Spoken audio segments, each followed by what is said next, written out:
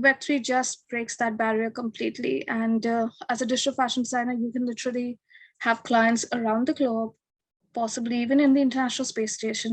I mean, the possibility is really endless. So that's pretty exciting for me, I guess.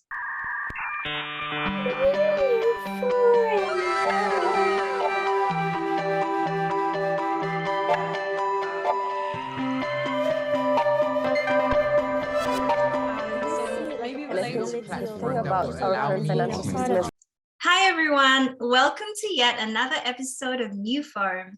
NewForum is powered by NewCoin Foundation, focused on fostering the expansion of decentralized social applications, also known as Social 3.0, by forming an ecosystem and a community of visionaries, creators, and investors.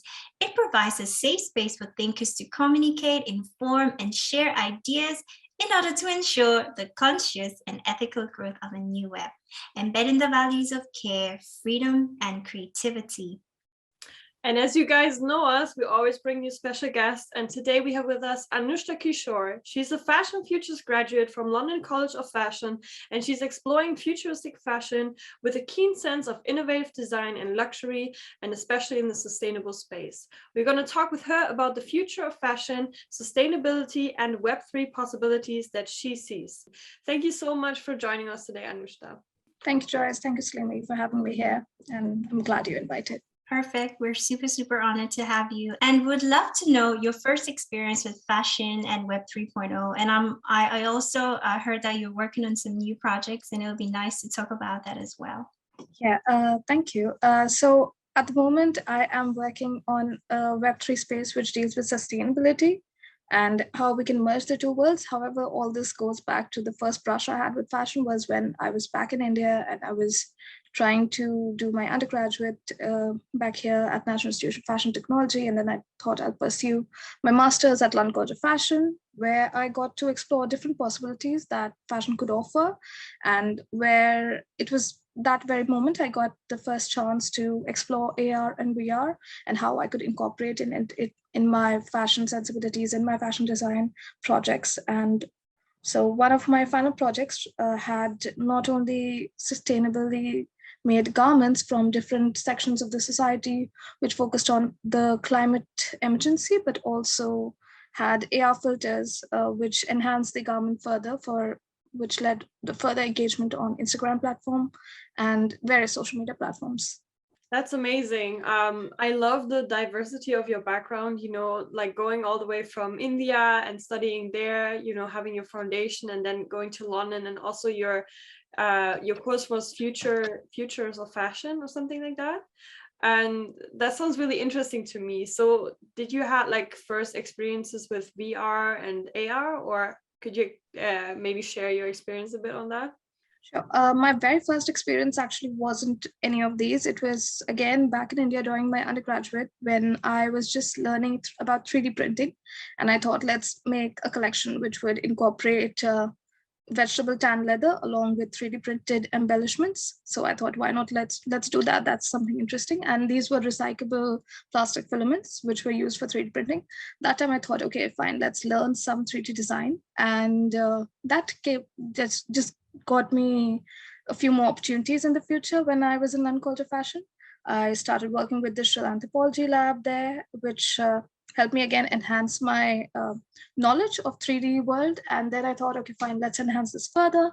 So I started learning about AR and augmented reality specifically. And I thought, okay, let's see what the different social media platforms have to offer. And it was Snapchat, the Lens Studio from Snapchat, and Instagram, Spark AR, two softwares which really, I think, have changed the version of fashion which exists right now in the social media space. And so, yeah, I mean, I just learned these two softwares and tried to make exoskeleton-like garments, which added to the main garment if viewed through a phone on a social media platform like Instagram or Snapchat. So you're not a digital fashion designer per se, you mostly create these filters and these experiences through AR and VR? No, I used to do that, but right now I think I'm a full-fledged 3D fashion designer at the moment. Okay. So okay. yeah, Maybe that was back in 2020. Yeah, I see. that was Okay. back in 2020 when the pandemic had not hit, and we were all living in a happy world. And that time I thought, yeah, that's all right. I can just go on this route.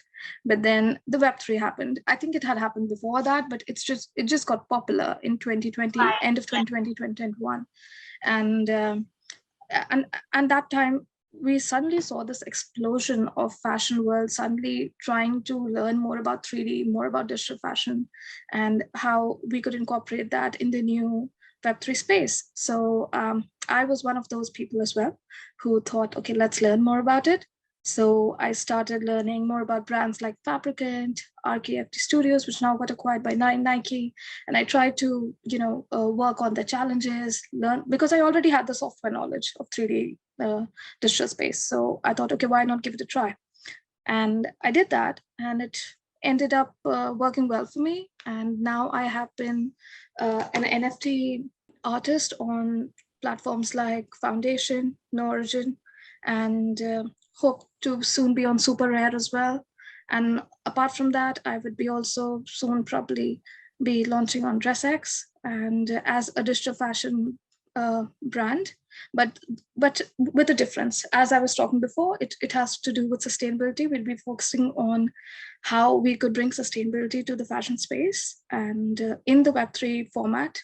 So yeah, that's really what my journey to the Web3 digital fashion world has been like. So what is it that excites you the most about Web3 possibilities? I mean, there's just like so many of it. Like, what is it particularly that excites you? I think one would be the inclusivity of it. I don't think ever we have had a platform of fashion which really incorporates a design which could be worn by everyone and anyone in that very moment. So the two things, it'll be one, the inclusivity, and the second thing would be the readiness of it or the immediate effect it has. And I think that's pretty cool to see probably whatever you've built in front of your eyes being worn by someone, irrespective of their size, color, creed, nationality, whatsoever. And the reach it has, definitely. I mean, even if you were a physical fashion designer, it is in some way limited, but Web3 just breaks that barrier completely. And as a digital fashion designer, you can literally have clients around the globe, possibly even in the International Space Station. I mean, the possibility is really endless. So that's pretty exciting for me, I guess. Yeah, it's totally endless. I mean, looking at just us on this platform at the moment, that we're from different, parts of the world, and we're having this conversation about Web3, and we're already projecting this idea of, it's not even an idea, we're living the concept of inclusivity and all of that, and this idea of accessibility, and how people from all over the world can also get to showcase their talents, their abilities. And there's going to be so much diversity in the fashion industry in comparison to how it's been in the past, where it was really limited to a certain kind of demography and all of that. So yeah, it's been great. Anusha, I'm wondering, you touched a bit on the time of the pandemic, and I'm wondering, how do you see the mindset of the fashion industry and the fashion industry in general changed, So like, obviously being into fashion myself, I love the clothes and everything, but I feel like there has been this huge change because we all had to stop. And maybe you could touch a bit on what has changed for you in terms of like, what do you think about has changed in the industry, and also as you as a designer, what do you think about that? Per se, the industry, specifically the fashion industry, I think it had taken the biggest hits out of all industries after travel and aviation, probably. So I think retail suffered the most, probably third most, and it had to definitely reinvent itself. And I think the best way to do it was to get on Web3. And now we have a possibility where you can sit at home, just like we were during the pandemic, and you could really do anything you want on the Web3 space, on these platforms like Decentraland and stuff like that. You could just wander around in the Web3 space. And now you're like, if you have an avatar there, you require clothes. So I think the fashion industry saw a complete new gateway there and thought, okay, let's barge right in. And so we did. And definitely for me, I thought it is a very good way to just realign my fashion sensibilities, because I've always been interested in merging tech with fashion. And like fashion, tech, and sustainability are my three key areas. I always have this urge to merge together, and Web3 just provides that. In terms of sustainability specifically, it is a long run, but we will get there eventually, I believe. So yeah, but fashion and tech really are going hand in hand at the moment, and I think every designer right now definitely needs to have some digital sensibilities in their portfolio.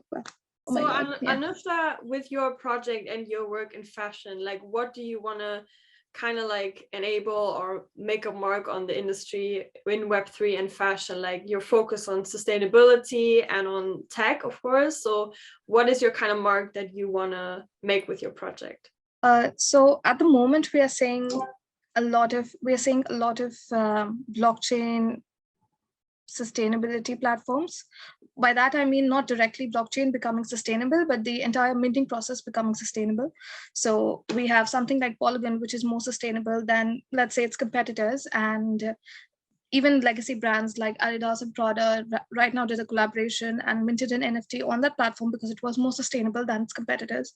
So the blockchain part of it is for engineers to, make it more sustainable. But the design part of it, I think we can do a lot of changes as designers, as fashion designers, with knowledge of sustainability, with knowledge of construction and materials.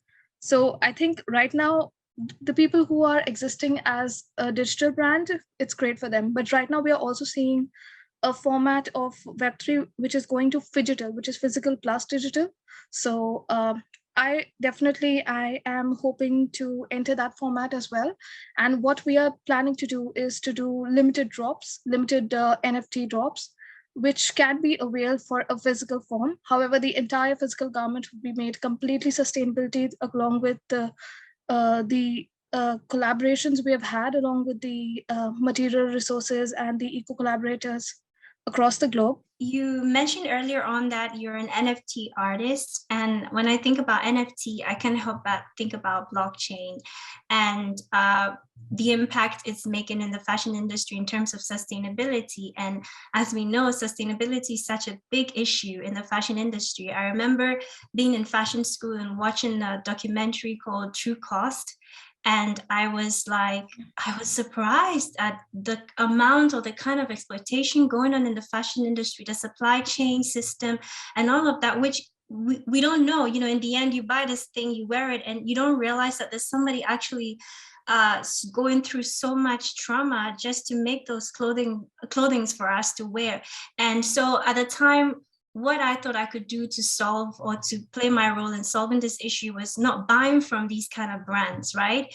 But then now we have this amazing technology. We have blockchain, and I'm just wondering, like, what's your thought? How is blockchain technology going to impact the fashion industry in terms of bridging this gap with sustainability? Right. Thank you, Satimi, for your question. And it's a complex one, to be honest, but I'll try to answer it as per my experience as much as I can. So you mentioned the sweatshops and everything.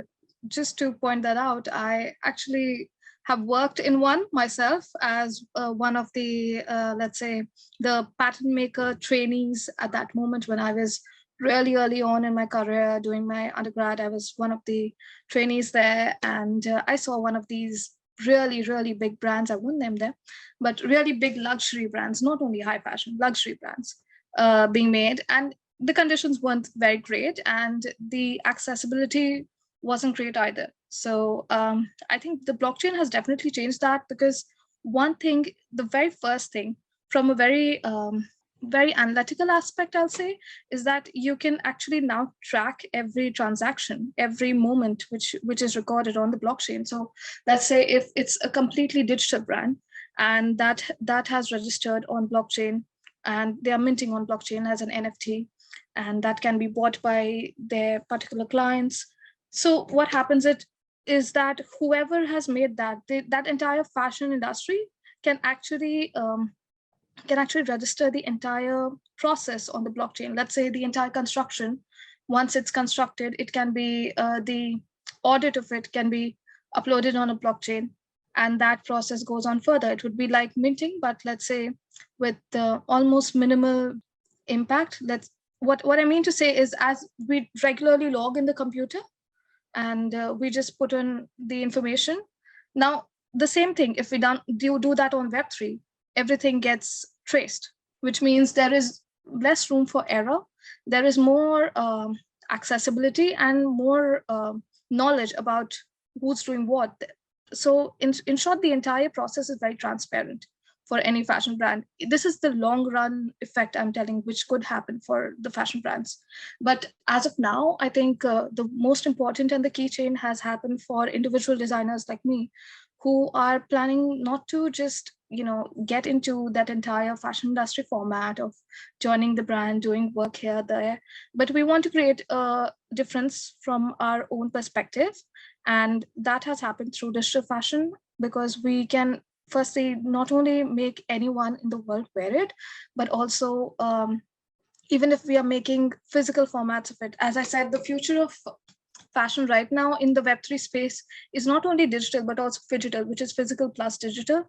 So you can take, for example, something like a Supreme, which came back a few years ago as a physical brand, and they started with limited drops. I think that can be a future for fashion brands in the Web3 space as well. So, for example, if they have a limited drop on NFTs and with a physical counterpart as well, the client can get a physical counterpart along with their digital counterparts, just like Supreme was doing back in the day. But right now, it can be on the Web3 space. So let's say there is just a brand providing 5 physical pieces a year, but the amount you are earning for that is way higher, because the Web3 space is way higher, the NFT craze is way higher, and the entire process is very transparent, unlike the previous one. And to mix this with sustainability, I was saying that if we are doing limited drops, firstly, that itself is a very good thing, because it reduces the number of products being created, even if it's physical, which is physical plus digital, again, just to emphasize more on the entire process, that it will be a very good process to just have limited number. So that's one. And the other would be to if we could just incorporate the materials we're making these garments and everything from to be completely sustainable. Let's say the eco materials we are using can be bamboo or eco fur or vegan leather and stuff like that. So why not merge the two? So that's what I am thinking to do, and I'm hoping to launch by the mid of this year for my project as well, called Akshor. That's my NFT artist name, and that will be the brand name as well, which will be launching sustainably made products in the Web3 space through limited drops. That's brilliant. We will be looking forward to that. Yeah, I want to say, Salimi and me, we always talk about that concept of phygital, and we really also really like that concept, because like you said, it enables different designers to drop less, so it's more sustainable, and you also have more of a value within the garment. If you just drop and then there might be not as big as a value, but now you have this collector value when you have like a NFT collection or when you have a physical collection. So I really like that.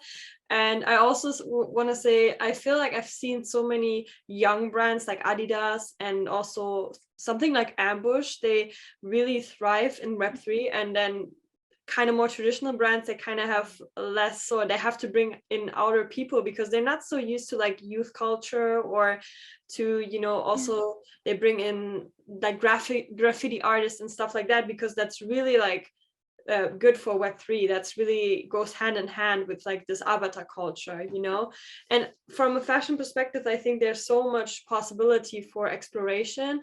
And also, sustainability wise, it will be better to have everything on the blockchain to track everything, and have more an overview of what's going on within manufacturing, production, everything. Yeah, totally. And I mean, back to this idea of phygital, I mean, I really wish there was another word we could use, but I think phygital is fine. And it's not so bad, and I'm kind of getting used to it. And I think that we're biological beings, and whether we like it or not, like the need or the desire to feel and touch is a part of us, you know, and I think like fashion has various functions.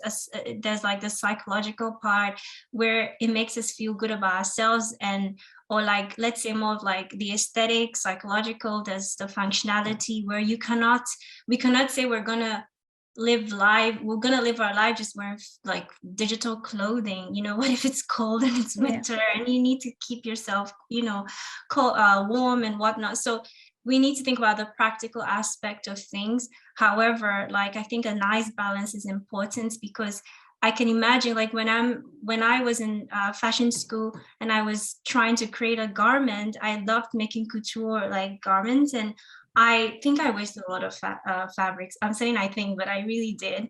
You know, like prototype from one prototype and having to fix. But digital fashion solves this, you know, and I think it's really exciting. And that's like one thing that I'm super, super excited about. So Anusha, do you see like the possibility of digital garments being like a part, like, and I know that I just said something, but I want to hear your thoughts. Do you see it being like a regular part of our lives, digital fashion? I feel like I kind of already answered it, but I want to hear your thoughts on it. No, definitely, you're on the right track. I think it's not a matter of whether or not we would be. We already are glued to our phones all the time. We already are on our laptops all the time. So it's not a question of whether we would be on the digital platforms with digital fashion or not. It's just a matter of when it will get more frequent.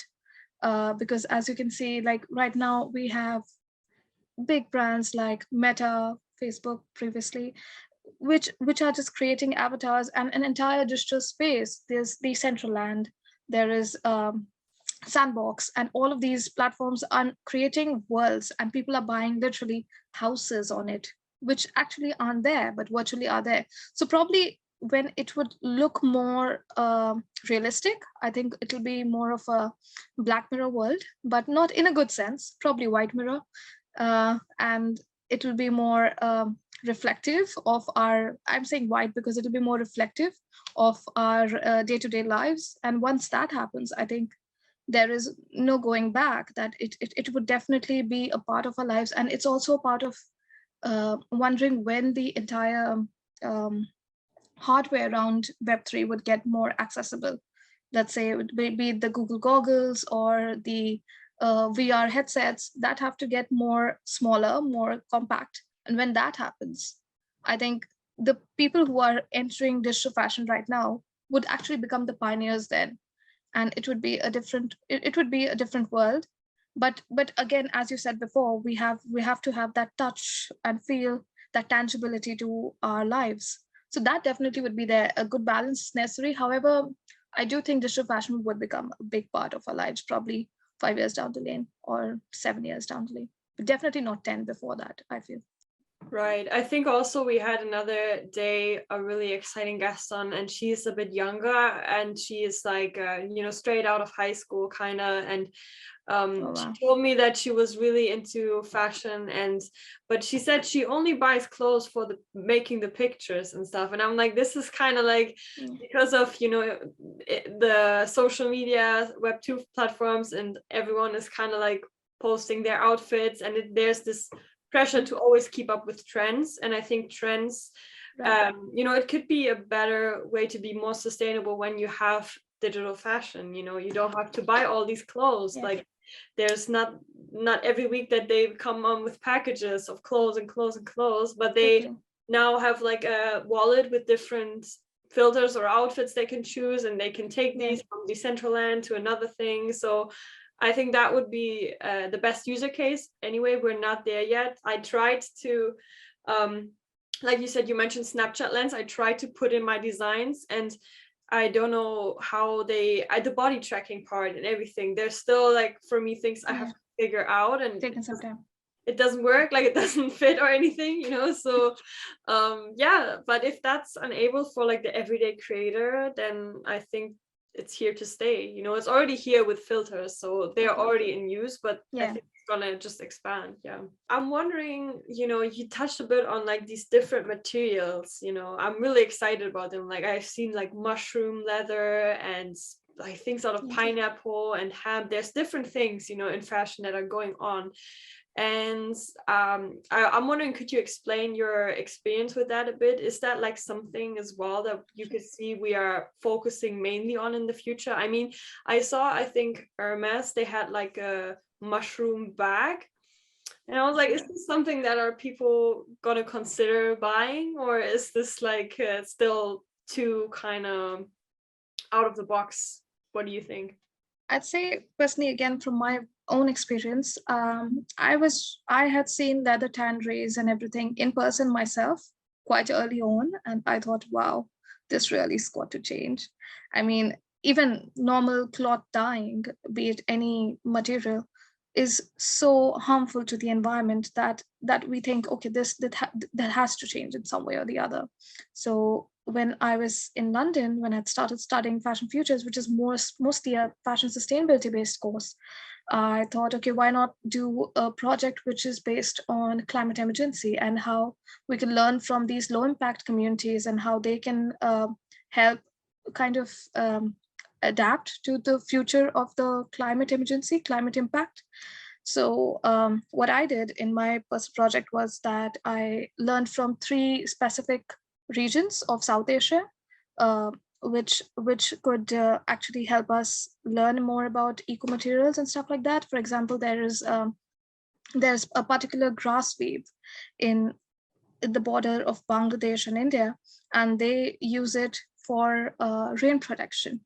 And you would think grass rain protection, but they do, and it's so it's so thinly weaved that it's quite brilliant how they use it. And I thought, okay, well, we have to use this, so we have to learn more about this. And then I thought, okay, let's interact with those craftsmen and artisans, and it was a brilliant experience. And it you got to know so much about it. And this was the very same project I was talking about, which also had AR filters. So the first level of it was to collaborate with these artisans and craftsmen, and learn more about their approach to materials, because the more you'll see in these indigenous communities, they have a lot of respect for the nature as a whole, and how to use and adapt to the climate. So this is the region with the highest rainfall in the world, which is near the border of Bangladesh and India. So highest rainfall in the world, and they use grass weaves made of bamboo and another grass called shikalpati, which is a local grass there. And I was just amazed by it. So that's why that was one collaboration. Another was in the region of Ladakh, which is the Indo-Tibetan region. And there they use stones as windbreakers. So I was like, okay, wow, we have to do something about this. And that was another project and for the heat, it is very common across the desert regions of Middle East, as well as Pakistan, India, Afghanistan, to use mirror for reflective surfaces, even on clothing. So, and terracotta mud weaves, which are like cotton covered with terracotta weaves, which could keep them cooler. And they do this not only on their housing, but also their clothes. And this was all very interesting. So I thought, okay, let's focus on what kind of eco materials we are going forward. So this is one aspect that as individual designers, we are approaching. However, for the luxury format to take that forward, I don't see high fashion doing it, definitely, because it's a more expensive format, if I'll be brutally honest. But to go towards sustainability and these different kinds of materials, because they are one of a kind, they are rarer, they are difficult to make. For example, something like mushroom leather is completely lab made. And there is a different kind of leather called Pinatex, the pineapple one you were saying, that is not completely lab made, but it's still a very expensive entire process which requires it to be done.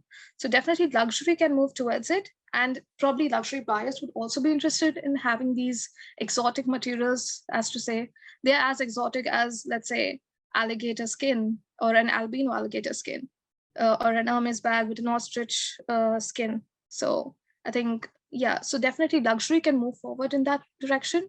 Maybe some individual designers, but definitely high fashion would be more on the safe side of the story and wouldn't experiment more.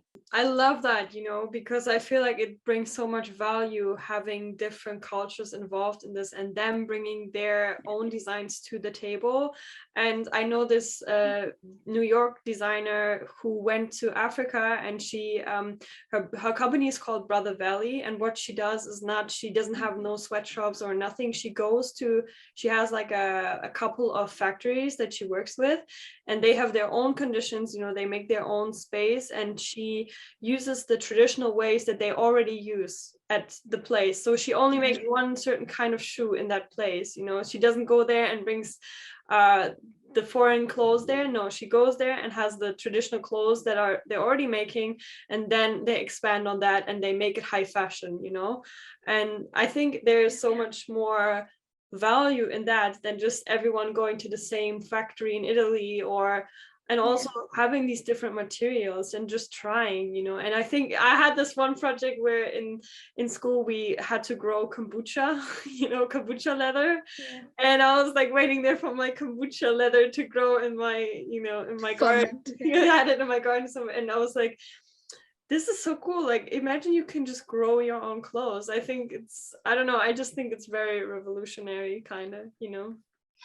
These indigenous communities, they have these techniques that they've been using from way back, and there's so much value in it. But because of the idea of like mass consumption and just mass production, I think this is kind of what even led to this idea of high fashion, or this problem with high fashion, because it was what was seen on the runway made cheaper so it could be mass produced and consumed, you know.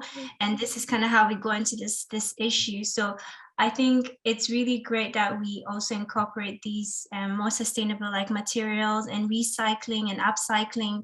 It's all really important. But Anusha, like you said, it does take time, you know, and it's quite a process. So yeah, I just think that but sort of kind of like revisiting these methods is important, and it also brings value to these communities, you know, these, like, especially like most of the time we have women artisans doing these type of like things. And I think that, imagine going to these communities and helping them sort of like bringing value to the work they do. And I think that's really great. That's something that I thought about like doing in Ghana, but obviously it takes time and planning to find the right community to empower these. I was more focused on women, you know, empowering these women to do the work they do, but help them market it the right way and, you know, monetize and gain value.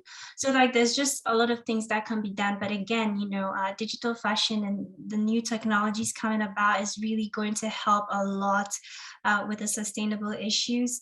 And we really, like, I'm really looking forward to it, and really hoping that we finally realize it, because we always say we're not there yet, and we're looking forward to the possibilities. But I'm like, I can't wait for us to be there already, you know. So yeah, that's exciting. So my next question is, we've been talking so much about digital fashion, AR, VR, which is quite I'd say your expertise and whatnot. So what's your personal take on the metaverse, and how will it impact the fashion industry and life in general? Metaverse, I think, well, it's really a complex term, really, for a virtual reality world, I'd say, and nothing major as much as people make it look like or sound like. You know, I know it sounds kind of intimidating, but it's not really. I mean, it's just like having your social media appearance change a bit and change it into 3D. That's all what's happening. Nothing major. If to put it in the simplest words. And there, let's say, for example, right now on Instagram, you could have even products listed by brands, and you could see the pricing and all of that as well. You could see collaborations happening, and the reels and the videos, and all of these changes and happens in the 3D space. That's all. That's really about it.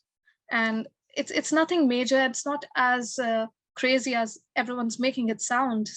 There's a section of the society which is really fearing what will happen, what will not happen. We lose all tangibility and stuff like that, which not really the key. I mean, even if you're on your phone today for a couple of hours, that doesn't mean you don't go and have food. You obviously do that, right? So I think even with the metaverse, it won't change your life in a negative way. Definitely, it'll definitely just enhance it further, to give you more lifelike experiences, even out of a screen. That's all what will happen, and which is a good thing to have. And I think it's definitely for here to stay. And fashion definitely could be one of the key industries which would lead it to the next level and to a more sustainable, ethical, yet more tangible space as well. I like that you said, whether we like it or not, our real life is going to be part of us. And even though it could be a form of escapism, and people have this concern that people are going to get stuck in the metaverse. And I think there are some people who, even when, like, I remember when I was younger, my brothers were playing their video games, they wouldn't even get up to go eat sometimes. And even when they needed to use the bathroom, they were still like, hold on, like, because they wanted to keep playing and playing. And then my dad or my mom have to like, what's wrong with you boys? Go eat or something. So I think that we still need some form of education, and we need to surround ourselves with people, and we need to try to find a balance, because it's very easy for some people to get stuck, especially if it's a form of escapism, and who knows what, we all have our personal and whatever issues. And so sometimes people can take things too far, the extreme, right? So we still want to have a fine balance. And yeah, thank you. I think we've really had like such an insightful conversation, and we thank you so much for, for being a part of this episode. And I'm pretty sure our listeners and audience would love to know, follow you, to know what you're about, and see your projects come through and all that. So could you share your social media platforms if possible? You could follow me at Akshor, at the rate Akshor on Instagram, which is AKSHOR. And that's my NFT artist platform. Personally, I'm sure you would not like to follow that.